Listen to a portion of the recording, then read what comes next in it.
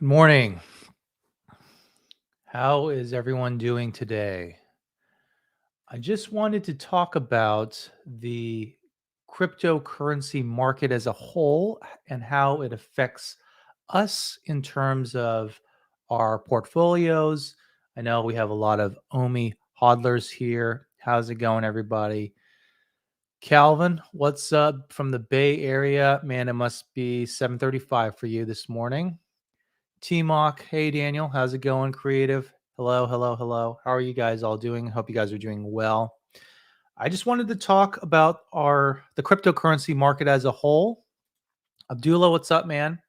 And just kind of, I guess, kind of give my take on it, maybe some assurances. I don't feel particularly scared about the market or anything. Yeah, I do think it's a very timely topic, and this is always kind of part of the FUD cycle. There's always some aspect of China FUD. I think we shouldn't always discredit things that happen in China as just FUD because it almost makes us believe that we shouldn't worry about it or we shouldn't do anything about it. But we should realize that generally the cryptocurrency market jumps right back. So I wouldn't be too worried. Junior, how's it going? Ruben, hello. So let's kind of get started here. So as you can see, generally the markets have been I woke up this morning to see it kind of dump and then I had to kind of frantically search for kind of what happened and luckily news came out shortly thereafter. But as you can see, Bitcoin doing at 42,000 and then even Ethereum 2,900, definitely quite a stark drop compared there, but generally following that trend.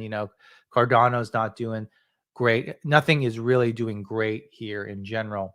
So as you can see, like always, whatever happens to Bitcoin, typically all the other altcoins follow in a very similar pattern. And I don't think we'll ever break from this pattern anytime soon, at least in the next couple years. I don't see it changing in this way. So let's see how Ecomi is doing as well. Let me check my screen here. Okay.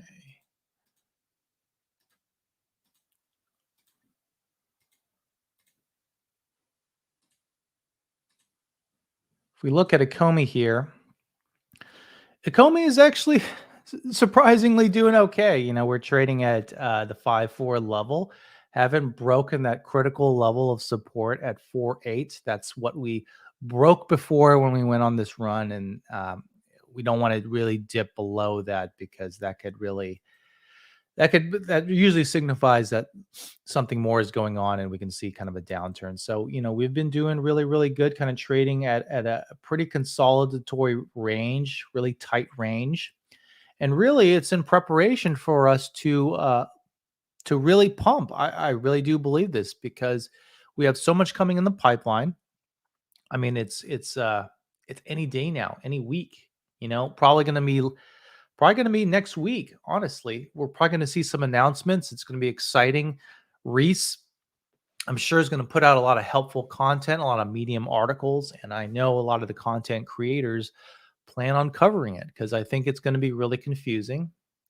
And I think there's going to be a lot of people, you, me, Cavell, Reese, that are going to have a lot of resources out there to really kind of hold our hands during this process because I think it really does require a lot of hand holding. And unfortunately, I do think people will get confused. And I hope there's not scams out there, but I do think there's going to be people trying to scam others. So I think you should be really careful here. So kind of moving on here. So what is causing this kind of just general FUD, I guess, if you could say? And let's look at the news here. Bitcoin plummets after China intensifies crackdown. So Bitcoin plummets after China intensifies cryptocurrency crackdown. And it says here, China is intensifying its crackdown. Government agencies, including the country's securities regulator and the People's Bank of China, said in a statement that all cryptocurrency-related activities are illegal and vowed to clamp down on illicit activities involving digital currency. So we know that even a couple months ago, they really started kicking out a lot of the miners. And, you would think that would be a big deal, but I really do believe that a lot of those miners, those organizations or consortiums, really had a plan for it because they've been talking about this for a long time. And really, what happened is they shipped a lot of their equipment over to the US. So we were able to kind of take advantage of it. And I think it's going to really, in 10 years time frame within the financial sector as it relates to blockchain technology, I think we're going to be ahead. And partly why we're ahead is we are generally pro business. Even our most liberal state in the union, I won't say what states, typically are generally a lot more pro business when you compare it to like a regime like China. And, China allows a lot of business activities as long as it's in line with what the party wants. So that's can that can change with a flick of the wrist. I mean, you look at something like Alibaba and like Ant Group. I mean, that was a huge conglomerate that they kind of they crippled very very quickly. So you really need to be pro party if you want to be successful in China. Whereas in the U.S. you could say almost whatever you want. You can't say anything too crazy, but you could have really crazy views and even anti-government views, and as long as you're not plotting something dangerous, I mean, they'll let you do that. So it's we really do have quite a wonderful country here. So uh, kind of moving on. There's more stories here as well. Let's see. It's kind of the continuation of that story. China Central Bank is cracking down on all uh, cryptocurrency related activities. So it's, like it says here, it's not the first time China has gotten tough on cryptocurrencies. And earlier this year, they cracked down on crypto mining. So I feel like the reason why they do this is because they really want to control business, because they want everyone to, I mean, really just follow the party. And, when you have novel things where you can move money around secretly and even quickly, and even you can make the argument that it's more efficiently, and also maybe raise funds not in the conventional manner, maybe in a way that the party has a hard time tracking. You know, if you can't enforce it, you just ban it, right? You have these crippling bans, and then all the innovators, all the people in that space, where do you think they're going to go? They're going to go to a country that is more forgiving, is more understanding, and hopefully that's the U.S. I guess I'm more of a nationalist in terms of my loyalties. I really love the U.S. of A. So cryptocurrency drops 2,000 as China declares cryptocurrency business is legal. So this is being covered across, many different news outlets. And it erased Thursday's 3% gain as it stepped up its crackdown on crypto. Now, even a few days ago, we had really kind of scary FUD. We had the Evergrande debacle. And the fear there is Evergrande is a huge real estate holdings group, and it looks like as of right now, it doesn't look like that China will bail them out. And the fear there is it can mimic something that happened in the U.S. in 2008 when a lot of the mortgage-backed securities started falling apart. A lot of companies had, a lot of companies had exposure to that, and it really we know now that when we saved our markets, even though it wasn't very popular, it really did allow the US of A to really kind of recover in a way. I mean, it wasn't very politically very popular, but we know from an economic standpoint that that was kind of greatly needed. And the same thing happened in the Great Depression. Actually, we learned this from the Great Depression because we realized from studying the Great Depression that partly why the Great Depression lasted so long was they didn't expand the monetary supply. And so it was very, very difficult to come out of that. So that's why we have the tactic now of, even though it's not popular and there's some devaluation of our currency, they flood the market with money to kind of save it. Now, is there going to be some long-term ramifications? Well, we didn't have much ramifications from 2008 onward. I mean, the inflation rate rose a little bit, but it wasn't that rampant inflation that people were afraid of. So that's why you see the US kind of going even bigger than they did before. Obama has said that he regretted not pumping more stimulus into the economy.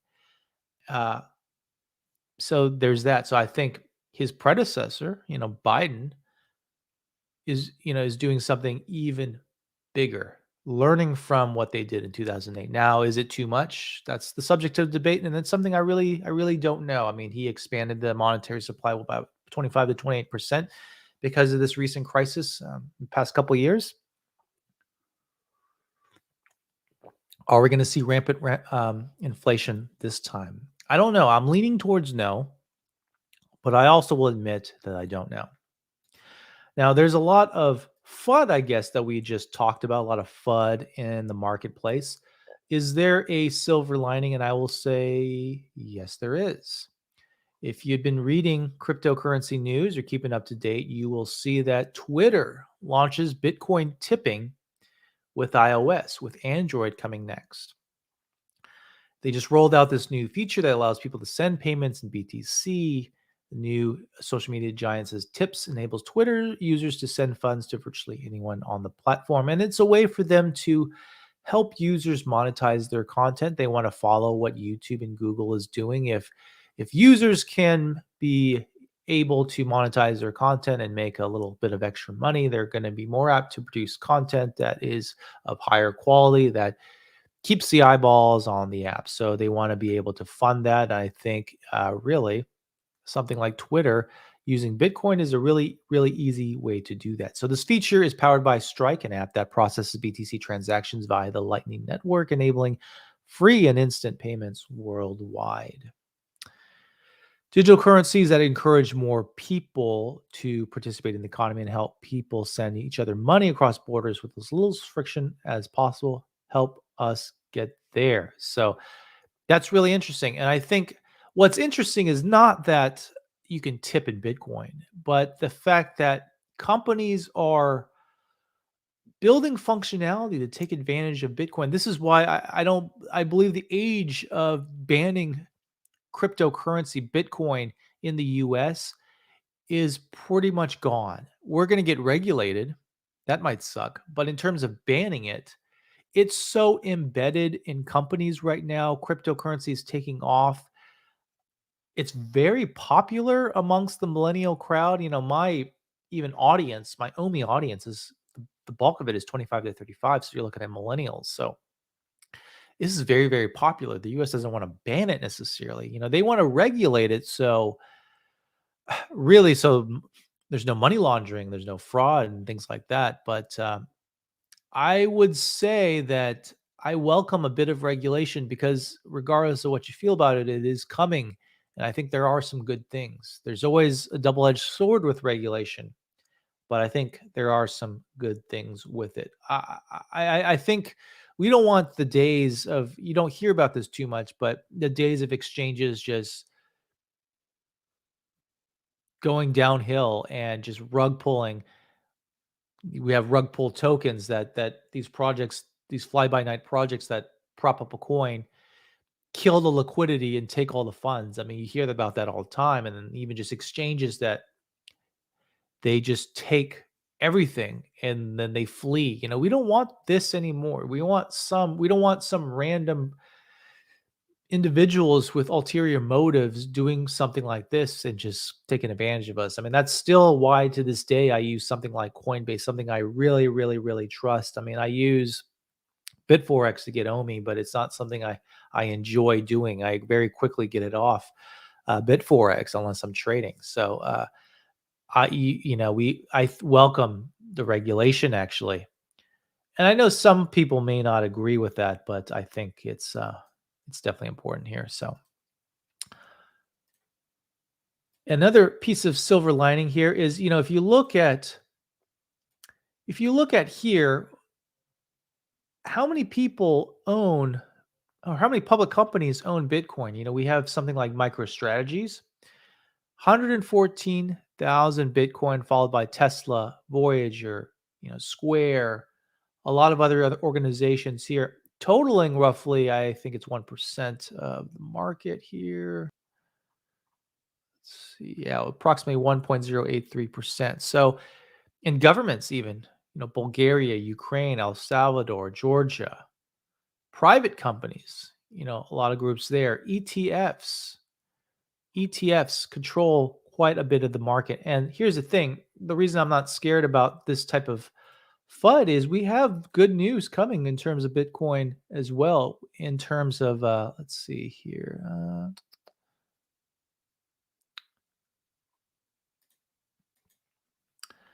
The Bitcoin ETF, an American Bitcoin ETF, could arrive as soon as October. So, really, really good news here. It's good for us. We know the Canadian ETF is doing really, really well, a lot of volume.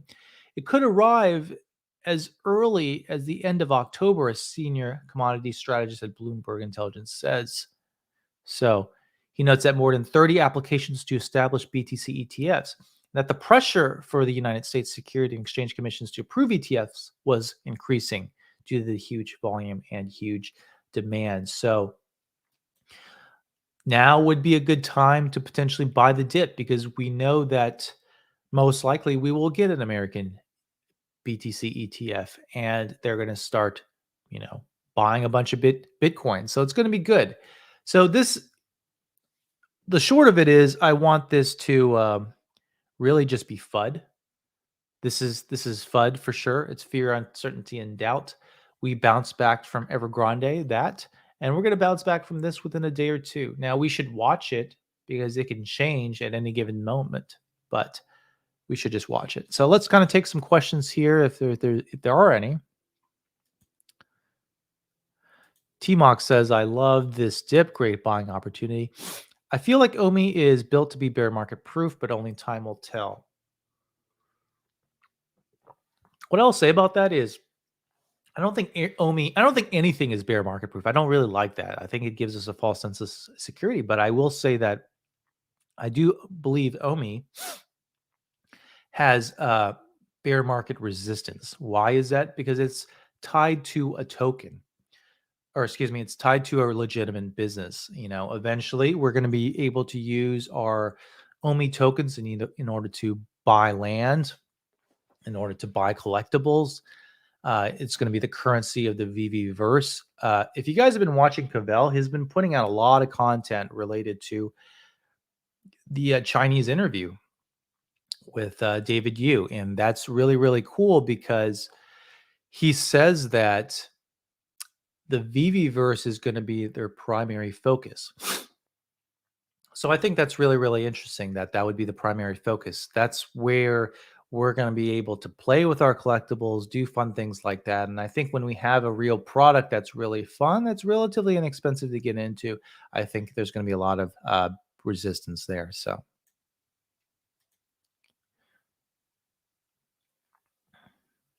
Creative says it's options expiry date. What a coincidence. It's been going sideways for several hours.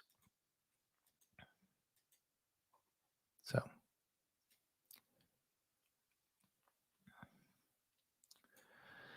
would you rather have 10 ETH or 5.5 million OMI? That's a good question.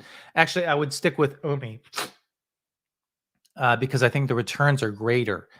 I think it depends on your mindset too.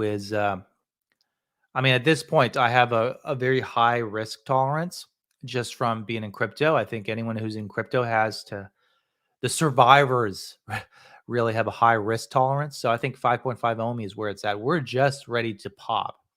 Now, I would love to eventually rotate some of that OMI into ETH because ETH is like a blue chip stock. I think you have to have it.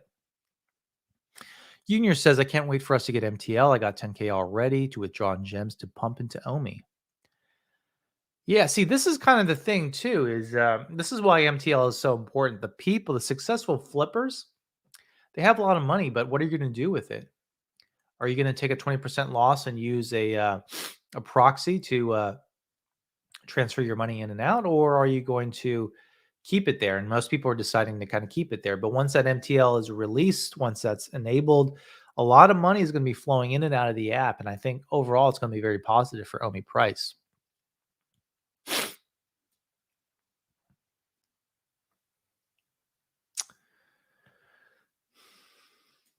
Alt title: China Black Friday is today. Remember how banks and corporations try to frame Bitcoin like the plague will ban it for normal people to get it?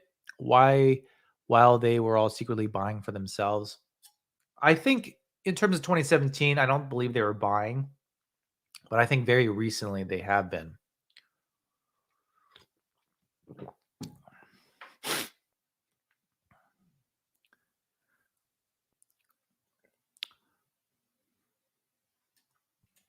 This may sound crazy, but I thought of it. But excuse me, you know how BTC is a store of value for crypto as a whale? Could OMI ever become the store of value for the NFT space if we end up setting the benchmark? It's actually a really interesting question. Okay, sorry. That's a good question. And I don't really know. We don't know how it's going to develop, but I've heard this before. I'm not sure if it's actually going to happen, but if OMI was to be used for other projects and they were going in that direction, I would say definitely. But I don't think it's going to happen because I think every other it's lucrative to design your own coin and develop your own token and launch it out. It's more lucrative to do that. So I don't think other competitors are necessarily gonna want to use OMI. Uh, and I think something like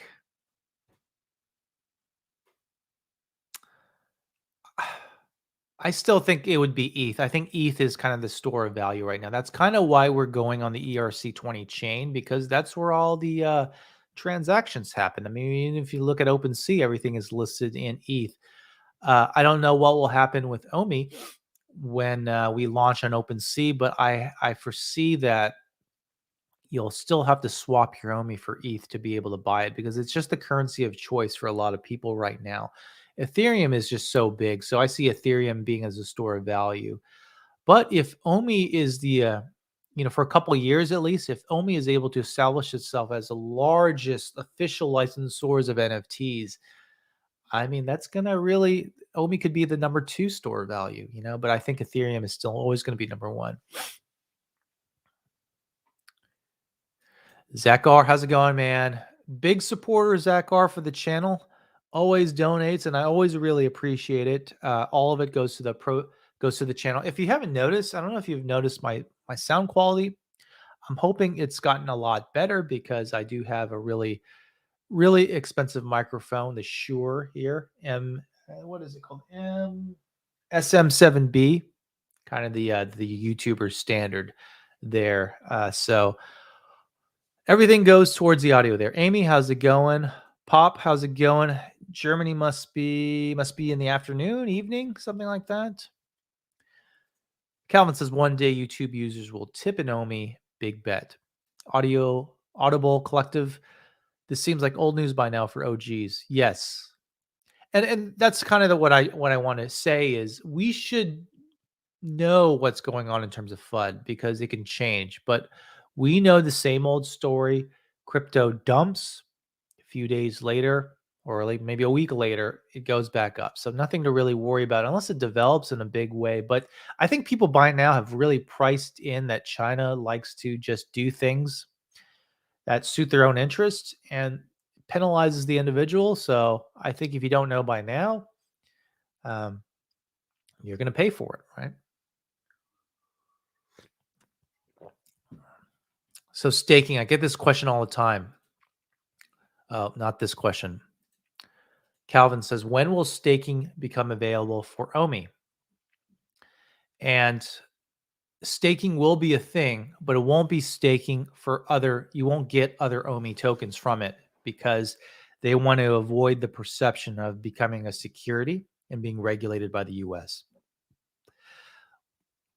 Staking will be part of the Master Collector program, which will be announced at least by end of September, maybe at the latest early October. and will probably be enabled sometime this year, sometime within this year. But it's going to be staking for rewards. And we don't know what those rewards are. There's a lot of speculation. It could be something like you get in line a little bit early. You got 3 more seconds to buy a collectible. That could make all the difference trying to get for a secret rare. But yeah, so I hope that answers your question. What is the best hardware wallet to store our OMI tokens on? To be honest, I don't store it on a hardware wallet. But I think anything like Ledger or Trezor is fine. I just would make sure you're buying it directly from them. You're not buying a third party. You're not buying it used. Key thing there. Ruben says, I wonder if Eevee is going to be banned in China. I don't think so. And that's the allure of just having an app that's for the mainstream. I don't think they're going to do that because they're not issuing tokens kind of directly. I mean, they might ban the trading of OMI token in China. But there's already kind of bans on that. I mean, they already make it very, very difficult to do that. But I think the product itself, I don't think will be banned.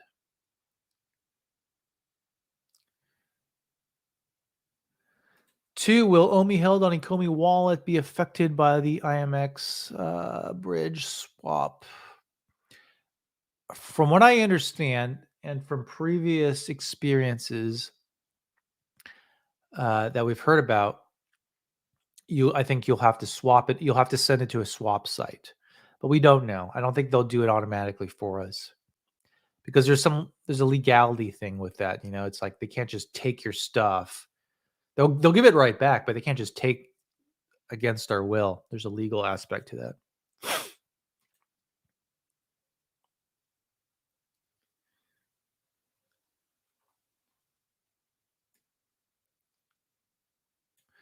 Yeah, and they do have Fernando is correct. They do have their own hardware wallet. The thing is, it's always sold out. So I kind of wanted to get my own, but wasn't able to. All right, guys. So that's all I wanted to say. Just kind of release a short little news update. I hope you guys enjoy it. If you do like this type of content, please like the video down below, subscribe to the channel, and hey, I will see you guys in the next one. Okay.